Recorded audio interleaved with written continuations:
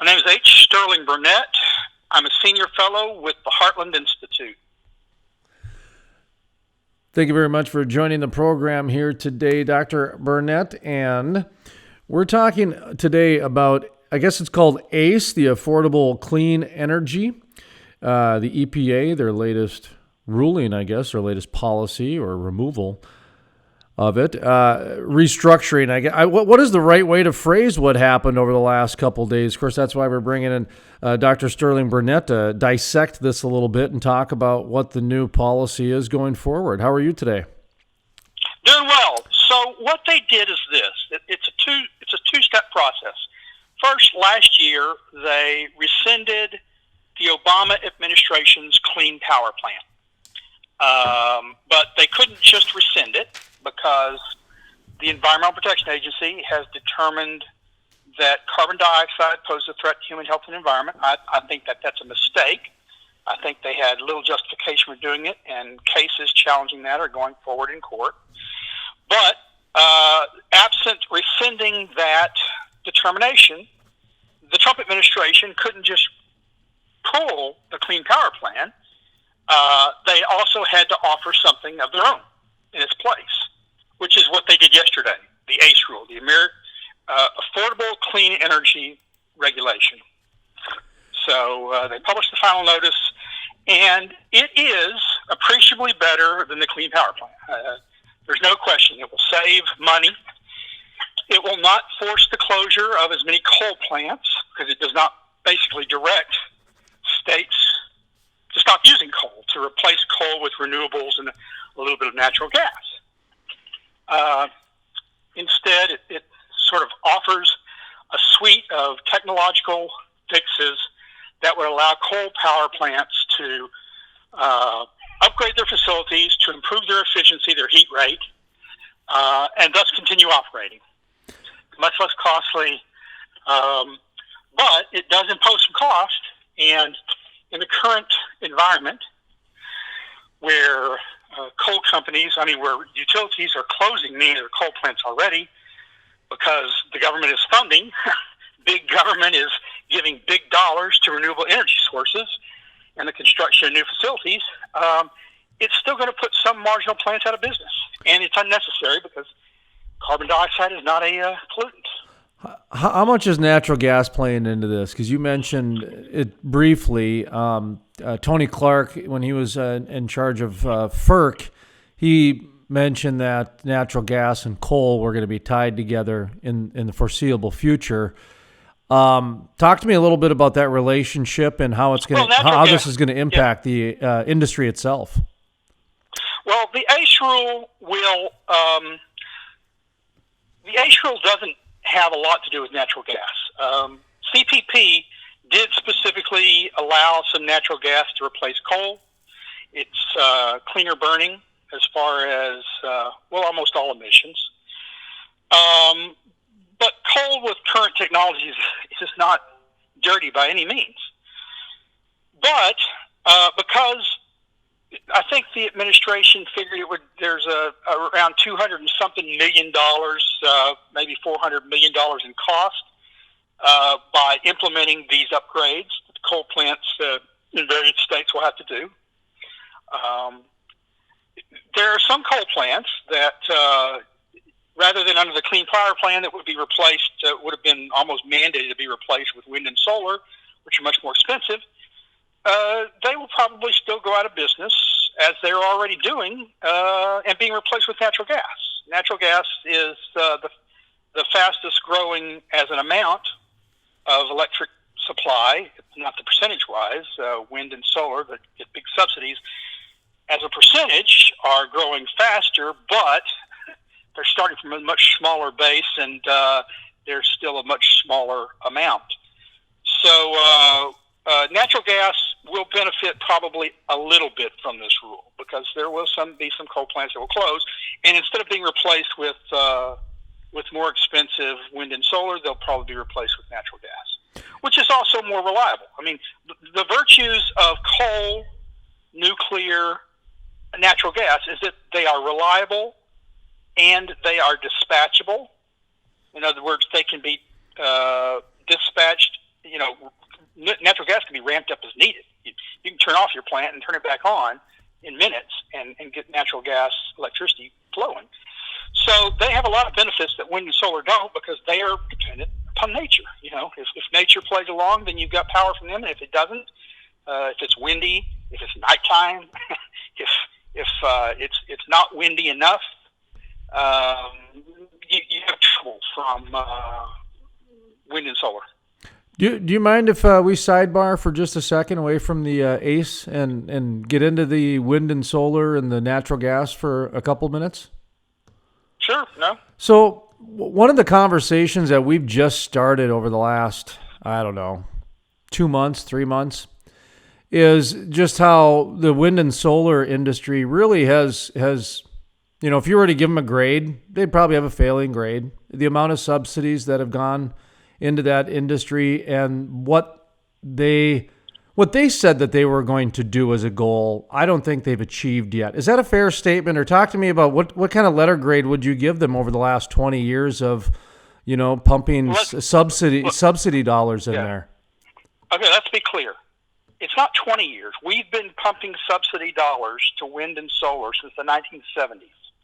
Since we first started since the Department of Energy was formed, we went through the oil embargo and the crisis. Government started intervening in energy markets seriously. They started subsidizing wind and solar then. It did, however, start really ramping up about 20 years ago at the end of the second Bush administration. Mm-hmm. Now, they promised for 40 years now, not 20, for 40 years now, they promised with just a little bit more money and a little bit more time, they would be cost competitive and wouldn't need subsidies. We're an infant industry. We're an orphan industry. We're just starting out. You got to help us so we can compete with big oil and big gas and big coal. That's what they've been promising for 40 years. And they're still not there. And the evidence is this.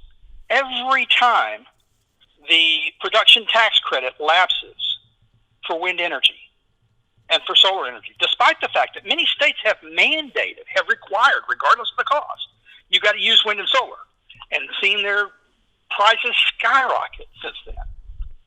Despite that fact, every time the production tax credit goes away, even for a couple of months, as it does, as it has done about 4 or 5 times, because they can't get their budget deals cut before they have to do an omnibus at the end of the year, shops shut down that day. Wind turbine manufacturers close their doors. Solar manufacturers close their doors. Not weeks later, but the day the subsidies run out. They are creatures entirely of government. Were it not for the fact government were pouring these billions of dollars into it, giving low-cost loans for factories, giving low or grants, giving tax abatements, property tax abatements to lure these factories, giving money for every kilowatt hour produced, these things wouldn't exist. We wouldn't be building wind and solar like we're building them today. There'd still be some people, some wealthy people putting panels on their homes. There'd still be some isolated people that live out in the country that are not going to be hooked up to the grid, who would still put solar panels on their homes. But the way it's being done now, where you're building solar farms and wind farms, where the government is paying for a third of the cost of you putting solar panels in your home, that wouldn't exist. Those businesses would go away, and we would have more coal and more wind and more nuclear would still be there, more natural gas. Natural gas would be thriving. Now, it already is. Because natural gas is the best for a backup. What you got to remember is for every 1,000 megawatts of wind or solar they build, they have to build 700 megawatts of natural gas, because wind and solar only worthwhile about 30% of the time. Well, that's where I was kind of going with this is not that we're advocating subsidies here. We're just saying they've been there for 40 years, okay, 20 years especially. What would a world look like? And again, we're not advocating subsidies for the energy companies because they pay more taxes than probably anybody else, and they also get more fees and more regulations dollars than anybody else, and they still got enough money left over to make sure the local churches have bake sales and the softball teams have uniforms and everything. So we're not getting into that type of an argument here. What we're trying to say is, what would a world look like if we shifted those subsidy dollars from solar and wind and put them into natural gas? Because that is an actual solvable problem, in my opinion, in the next 5 years. That if some of these science projects, because like I said, these energy companies are getting taxed more than anybody. They're getting feed and regulated more than anybody. They're making sure that the local communities have their church bake sales going on. So to actually give them a little bit of R&D help with those crazy guys living on well sites trying to figure out a way to get the Permian out of the negative dollar natural gas, and the Bakken's over at $3. And do you know what I mean by that? To where if we shifted the subsidy dollars, I understand what you're saying, but I've got to tell you, we at the Heartland Institute, myself and many of the other scholars here, we believe in an energy neutral policy. We believe in no subsidies for anyone. Natural gas would do just fine if it wasn't having to compete with subsidized wind and solar. Coal would do just fine if it wasn't having to compete with subsidized wind and solar. You simply take those subsidies away, treat all of those energy sources the same as a tax treatment. So they will write off their equipment the same number of years. They write off their expenses the same number of years on the tax. So you treat them the same, no subsidies. You don't need to subsidize natural gas because they'll be making more profits. The prices will be higher because they'd be taking more of the electric power load. And then they could invest their own dollars in whatever R&D they think they need to do. And really, that's kind of where we're going also with this, whether it's from ACE, the topic we were originally talking about, or just the natural gas here. A lot of it boils down to innovation and freeing up the money to put towards the innovation in areas where the market is showing it's needed. Is that a fair statement?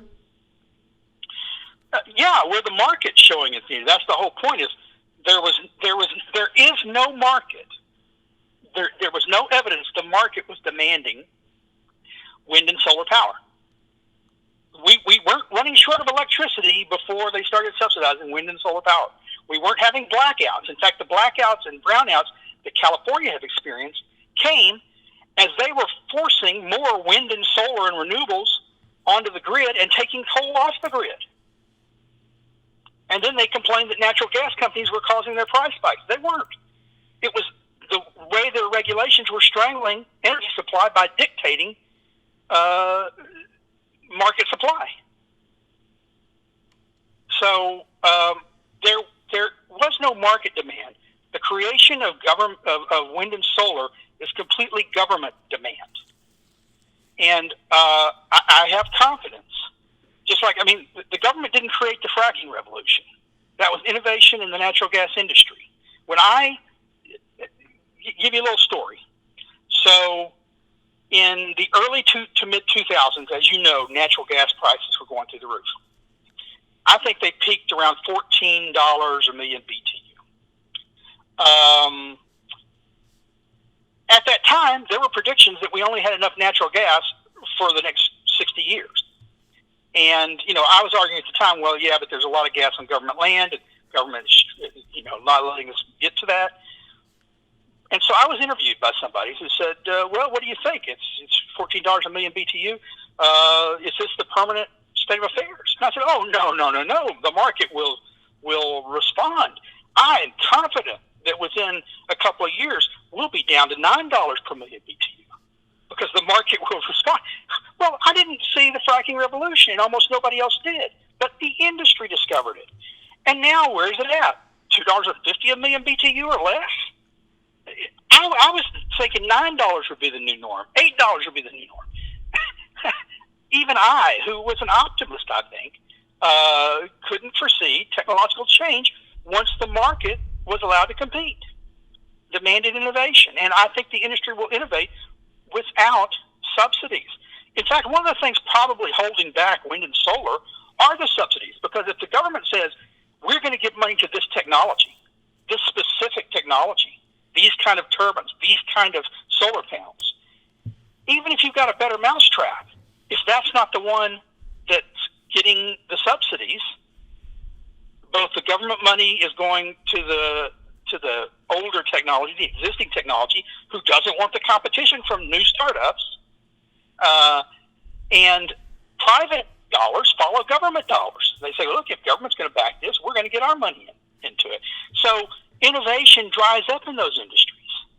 I think that the solar and wind industries, from the perspective of innovation, would be better off without the government subsidies. Dr. Sterling Burnett is our guest, senior fellow, Heartland Institute. You mentioned you guys are big proponents of non-subsidies and tracking a lot of the policies and procedures and regulations happening in D.C. and how it impacts the industry. How closely or are familiar are you with the rise of this new age environmentalism, this cult of environmentalism that seems to be impacting Colorado, Oregon? You got two presidential candidates now talking about banning drilling. Are you guys following that at all, or is that kind of not on your... I've followed that issue for going on 30 years now, long before I joined Heartland. The keep it in the ground movement is what labeled now. Supporters of the Green New Deal who want to end all emissions of greenhouse gases. All of these guys, they are basically misanthropes. They largely represent a relatively wealthy segment of the population, largely white, largely upper middle class to wealthy, who have their money. They have their money, and they want playgrounds. And they don't care about the poor. They especially don't care about the poor in developing countries. They don't care if those people have to continue to live in poverty. Either that, or they're blind and they really believe socialism can work, and that wealth falls like manna from heaven, and that all we have to do is distribute the wealth to the poor, and suddenly they will be well off, as opposed to just making everybody else poor. They say things like, the ideal human population is 200 million people. Well, okay, what do we do with the other 7 billion people on Earth? They say things. A government employee, a U.S. Forest Service employee, once said, humans are cancer on the Earth, and we can only hope for the next disease to come along to wipe us out. They care more about the environment than they care about humans. And so when they shed crocodile tears saying, oh, you're killing children, oh, you're doing this, you're doing that, they don't care about those children. Those are poster. They're using them to promote their nefarious, their misanthropic environmental ends, where they have their playgrounds and everybody else is forced into hovels and cities. Well, I think I think I know the answer to my next question then.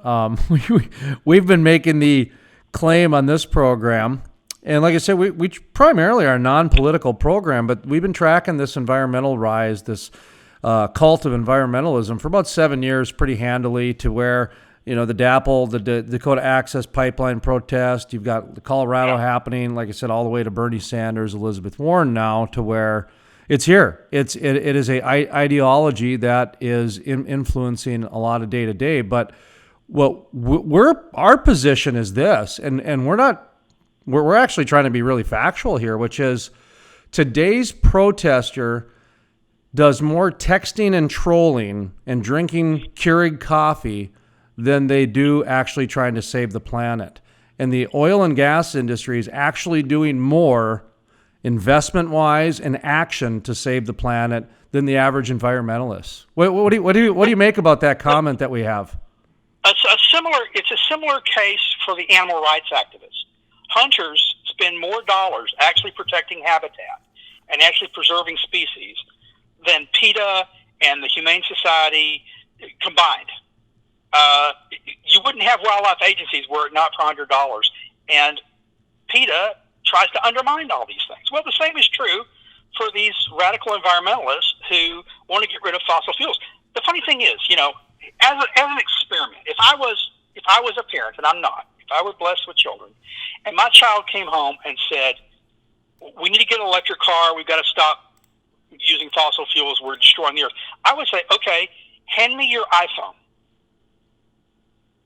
Give me your iPad. Let's get rid of the earbuds.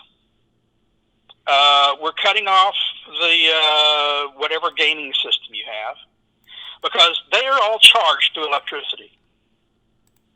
And we're going to cut, since you believe this, we're going to cut your emissions first.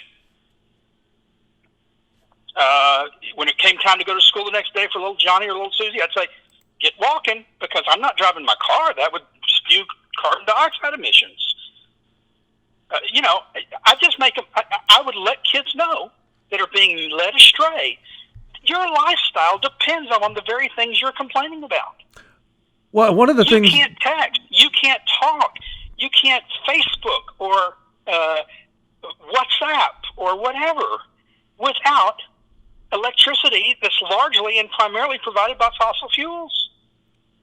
And from my research, what I've read, and this is all very easy to find, cell phones are now the number one polluter on the planet.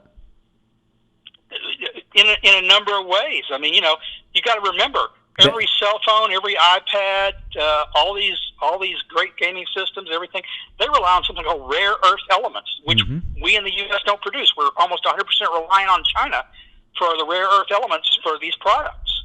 And the rare earth elements are hard to get at. They're expensive to refine, and producing them and refining them creates millions of tons of toxic waste that's just sitting in pools each year. And they want solar panels and they want wind turbines that also rely on these rare earth elements. Where are we going to put all the pollution? For every megawatt of energy that solar panels produce, they create 300 times more toxic waste than a comparable megawatt of coal or natural gas or nuclear or even nuclear.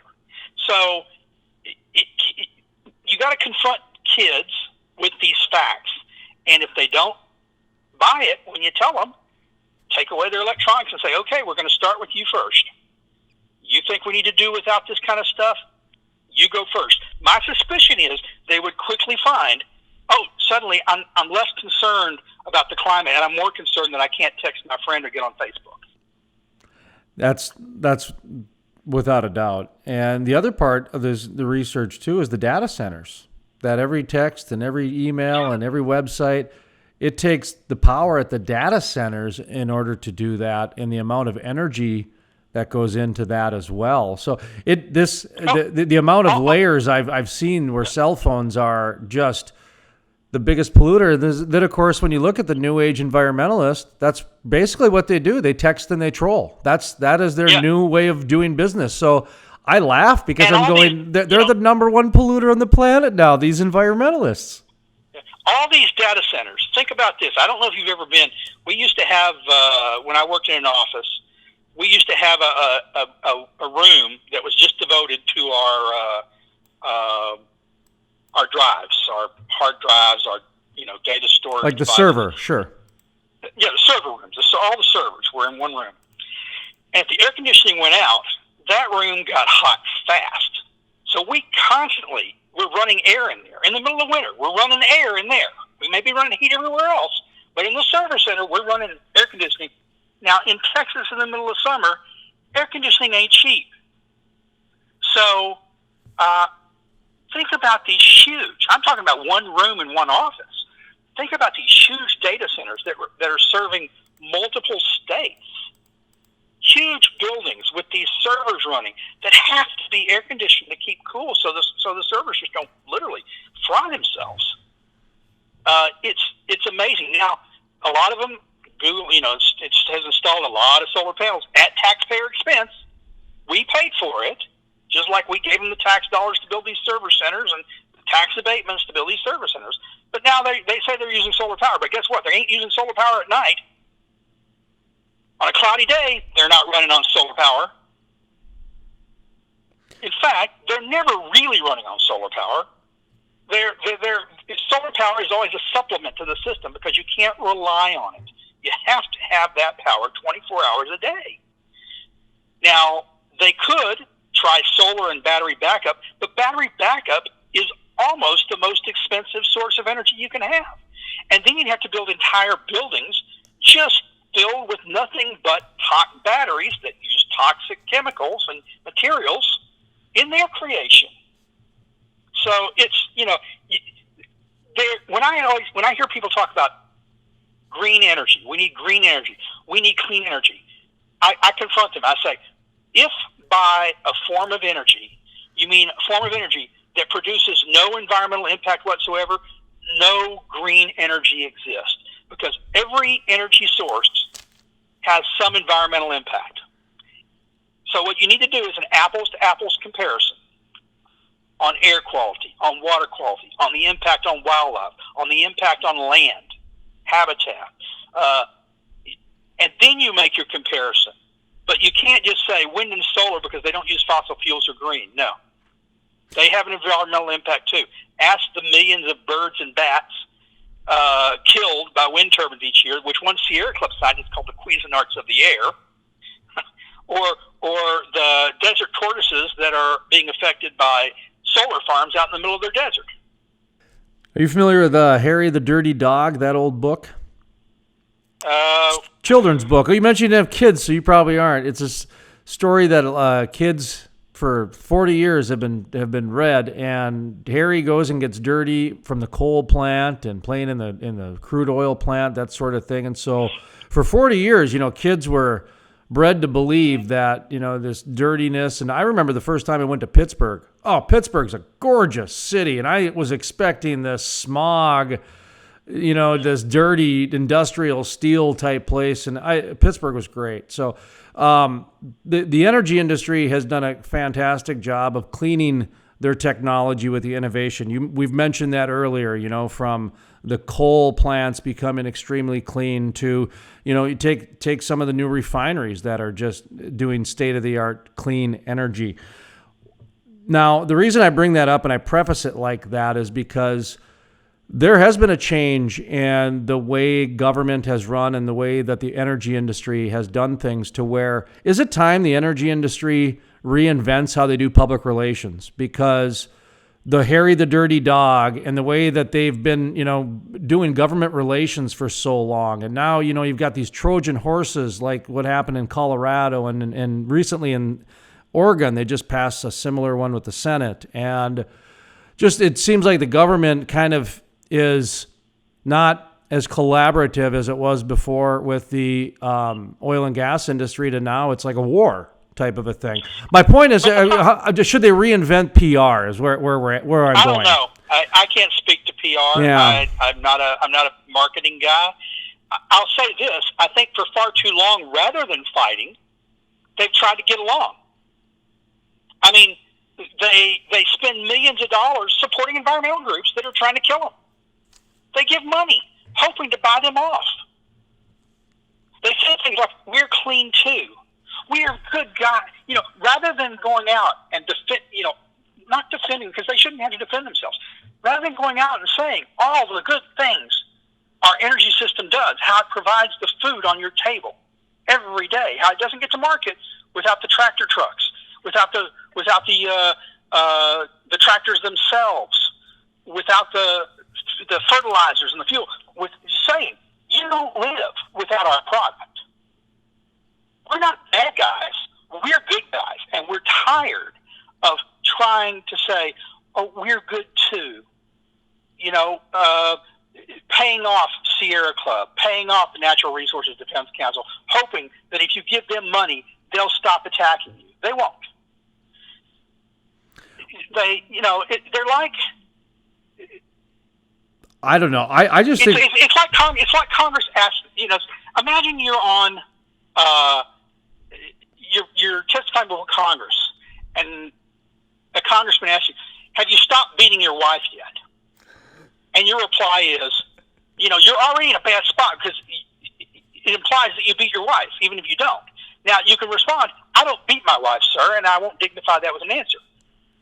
Well, that's what they do with the oil industry or the natural gas industry. They say, "Have you stopped polluting yet? Have you stopped killing the planet?" And rather than say, "We don't kill the planet, we're not polluting," what they say is, "We're getting better all the time. We're beating our wife less. And next year we'll be beating her even less than this year." That's what they do. Well, they this say, is yes, we're constantly innovating. We're constantly cleaning up. Rather than saying, you know what, the emissions from our plant right now aren't killing anyone. This is really Not an important part to air pollution significantly. Yeah, this is a really important point that you have here, which is they've controlled the narrative for a long time, and the oil and gas industry allowed them to the tune to where previous to our interview here, we kind of were just amazed, just dumbfounded that two legitimate presidential candidates. Now, we don't think anybody's going to beat Trump that's a politician in the next election, but Bernie Sanders and Elizabeth Warren are legitimate Democratic candidates. And to actually have two legitimate candidates say they're going to ban fracking as a platform is pretty much crazy in terms of an actual definition in the dictionary. So we were kind of joking that fringe candidate that wants to legislate dragons because he's a big Game of Thrones fan and he wears his Merlin hat and what's his name? Supreme Vermin or whatever his name is. Anyway, the fringe candidates that run every year, they actually have a better platform than the ban the fracking. And the fact that the media is allowing that to go on is unbelievable, because if you took away drilling, it would be The Walking Dead without zombies in 3 days. The economy would go overnight, would just become an uproar. It would just Anyway, I think you're on. being unfair. I think you're being unfair to Bernie and Elizabeth Warren, because you're singling them out when in fact every senator, as far as I can tell, running for the presidency right now, and many of the former governors or governors that are running for the presidency right now, support the Green New Deal that Alexandria Ocasio-Cortez and Ed Markey of Massachusetts brought up. The Green New Deal is a complete socialist takeover of the economy. You don't have to ban fracking because they ban fossil fuel use. It's not a matter of fracking. It's a matter of ending the use of fossil fuels in this country in 10 years. And coming into every home and business, all structures, to ensure that they are upgraded for the most efficient technologies, forcing every homeowner and business owner to change their homes.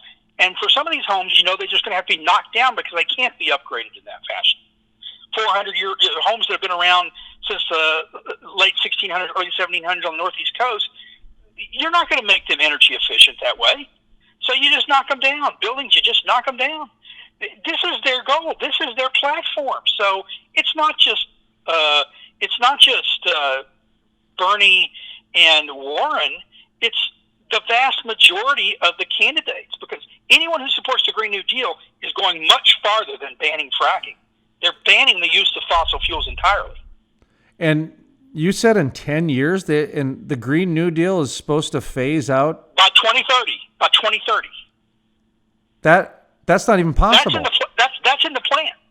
No, it's not. I've actually written about how it is impossible. You would have to depopulate entire developing countries to bring in the labor to string all the wires, to lay all the rails, because they want to get rid of air flight. They want just rails to build the new factories, to build all the solar panels and the wind turbines.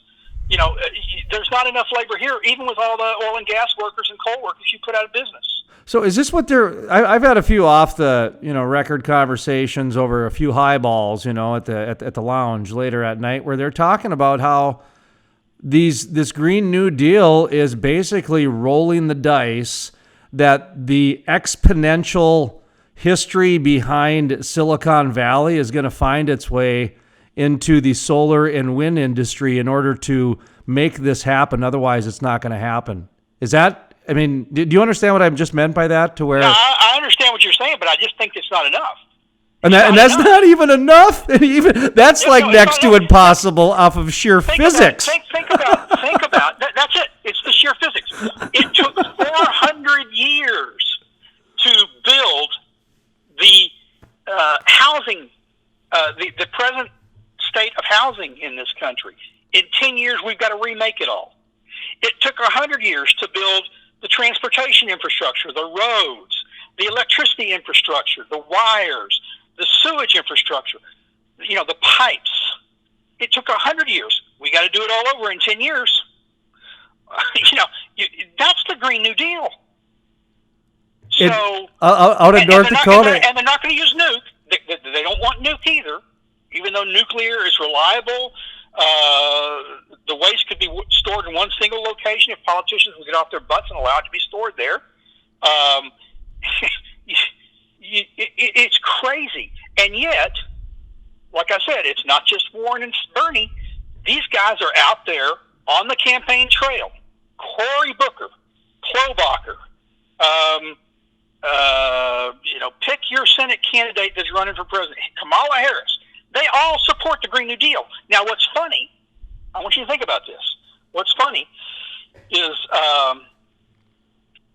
Mitch McConnell, Senate Majority Leader, called their bluff. He brought the Green New Deal up for a vote.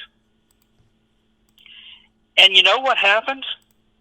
Even the sponsors, all the people that supported it, didn't receive a single vote in its favor in the Senate. Not a single person would go on record as voting for that steaming pile. Instead, its supporters just voted present. Well, that tells you how much they think the Green New Deal, the reality of the Green New Deal. It's a talking point. Do they even have a plan on how they're going to make solar panels? Because last time I checked, you needed a lot of fossil fuels to make solar panels. and the rare earths, like I said. Well, I mean, it's the most crazy backwards herd mentality I've ever seen. I mean, it's what we kind of joke on our program, like, I grew up with the Ed Begley Jr., who I respected. That guy drove around in a methane powered car, and he was trying to walk the walk and talk the talk. And then it came to where people wanted to ban plastic bags and straws, and now we're just going to apparently ban the whole industry. So I from Ed Begley Jr. to today, they've lost their way. They've just lost their way. Yeah, well, it's madness, and it's scary because it's getting into our schools. Schools are using curriculum that train kids to be little activists. Mm-hmm. Schools aren't teaching them how to think, which is what schools should be doing. They should be in the business of educating children to have a basic knowledge of the universe and how to think for themselves, to weigh evidence, to carry out experiments, to make logical arguments, but not telling them what to think. Schools nowadays are doing just the opposite. They're not teaching them how to think. They're teaching them what to think. They want little activists. They want doctrinaire activists that don't think for themselves, but tote the party line. In this case, that fossil fuels are bad, that modern civilization is evil, that socialism is good, and it's scary. Well, I don't know about that, but I certainly would agree to the point to where I tell my son all the time, he's 13, and I've been telling him this. He was a Montessori kid for the first 8 years, and then he went to public school, and public school is a lot different than a Montessori, where Montessori is you go out in the woods and you learn, and you go and you experience things, and that sort of environment. It's a lot like a homeschool mentality. Public school was a lot different. I said, well, public schools are more like training centers. They're training you for something, and it just depends on whatever they're training you for at that year. I said, but it's not an education facility at all. It's a training center. And after the third year, he goes, I know what you mean, Dad. They just boss me around all the time. And so you're right, as far as they're doing more of telling people what to think instead of teaching them how to critical think. That's what our observation has been. That it's too bad. Anyway, sorry, I just had to validate your story there with my real life anecdote. I did want to ask you if the Green New Deal and this overview, this ACE, had any correlation, if they were going to impact each other, if they were going to play along, or if the one thing really doesn't have anything to do with the other. No. ACE, Trump does not support the Green New Deal. He is, not just opposed, but strongly, violently opposed to the Green New Deal. ACE is his response to the Clean Power Plan, which, according to the Green New Deal, wouldn't have gone far enough. The Green New Deal is, doubles and triples the Clean Power Plan, which Trump rejected. He's replacing the Clean Power Plan with the Affordable Clean Energy Act regulation. It's not an act. It's not a law. It's a regulation coming out of EPA. And it's intended to reduce carbon dioxide emissions, but do it in a way that's both legal, which the CPP was arguably not legal. The Supreme Court put a hold on it, while 28 states and so have challenged it. But it's also less onerous on the coal industry, on coal-fired power plants, and that allows states more flexibility to how to meet the goals of reducing carbon dioxide emissions by improving efficiency rates. To some extent, like I said, ACE is remarkably or markedly better than the Clean Power Plan it's replaced. There's no question about that.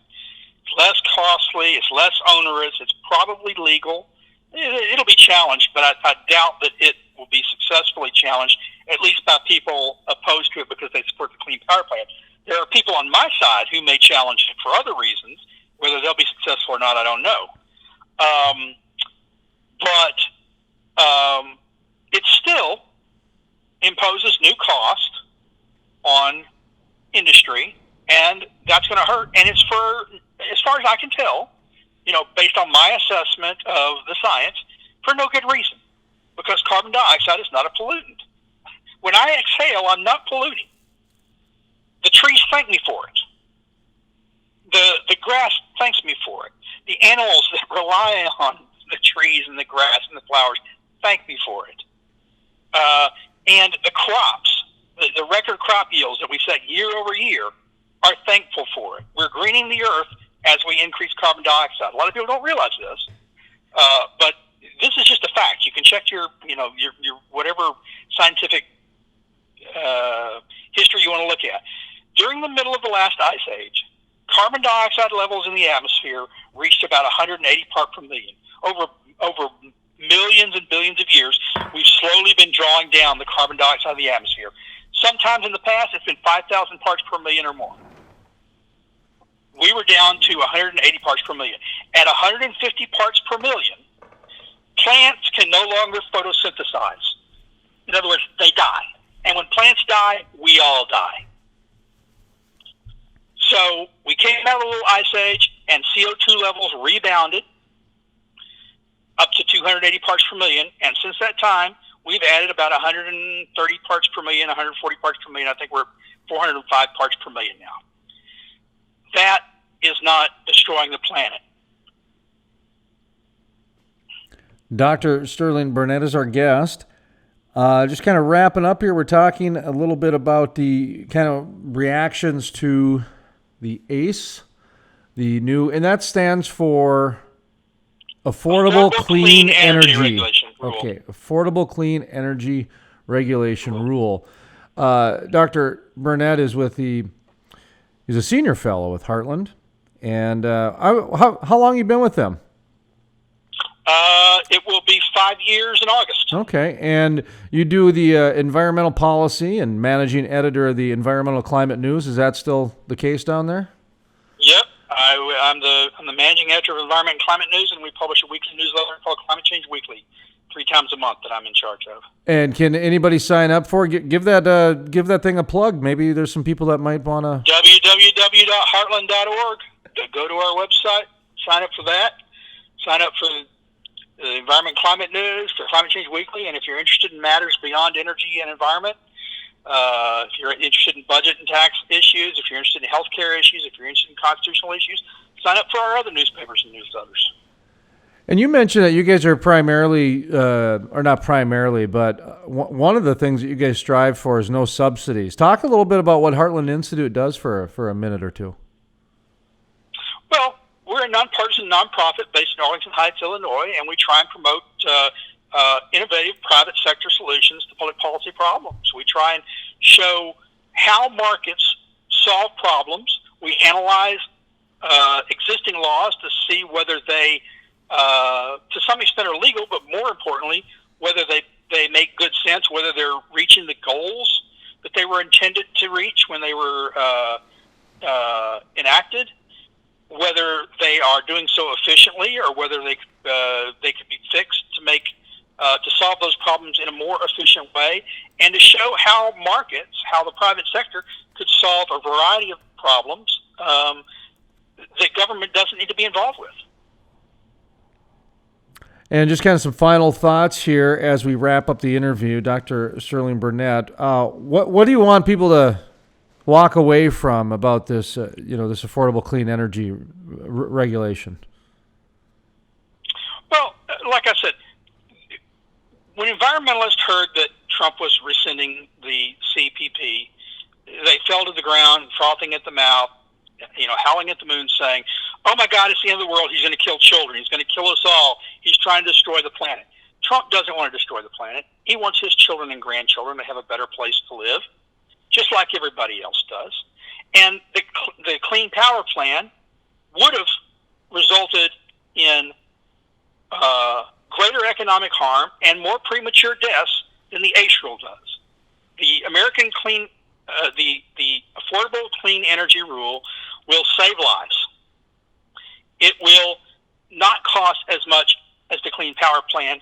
It is not a rollback of environmental protections, because there's no evidence the Clean Power Plan was going to do anything about protecting the environment.